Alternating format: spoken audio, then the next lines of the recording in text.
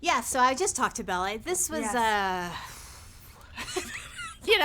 wild and beautiful. That's how I'm sort of describing it. That's great. And it's also one of those movies where I walked out and my face was like this. Yeah. And then the more I thought about it, the more it seeps in, right? Mm-hmm. Yes. So how did it affect you when you watched it?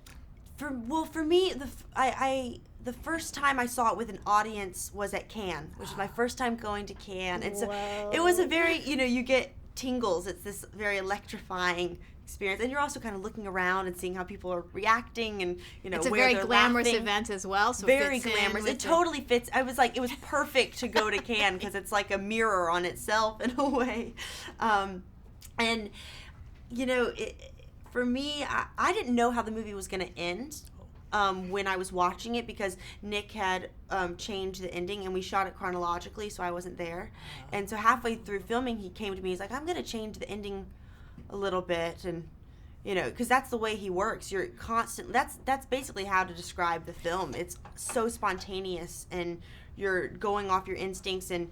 We did this yesterday, so today we can't do this scene, we have to do something else. So you're constantly taking these different paths and this freedom that I'd never had before. He would ask me in the morning, what do you want to do? And it's like, whoa, you never had that. And just Nick is a genius. He, these worlds amazing. He creates are so, he's an artist, and you see one of his films and what I admire most is that that that's a Nick Refn film, and that's the best thing that you can say, I think. Yeah, for sure.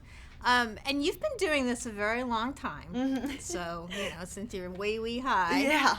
But, this kind of world, this modeling world, what did you learn about it that you, may have kind of experienced as an actress or what was something that you learned that was sort of astonishing? The modeling industry, I've never done a catwalk or anything. I'd never been to a casting call or things like that.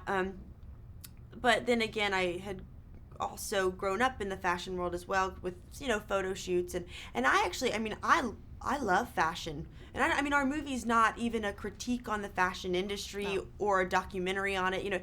It in a weird way, it has nothing to do with it.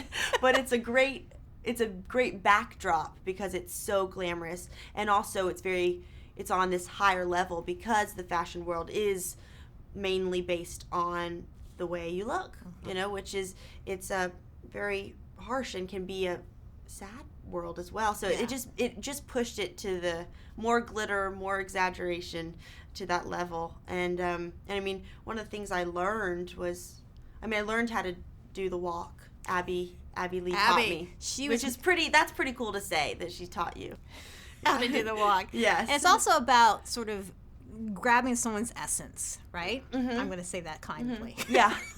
So who would you love to sort of, absorb? That's interesting. I think, gosh, I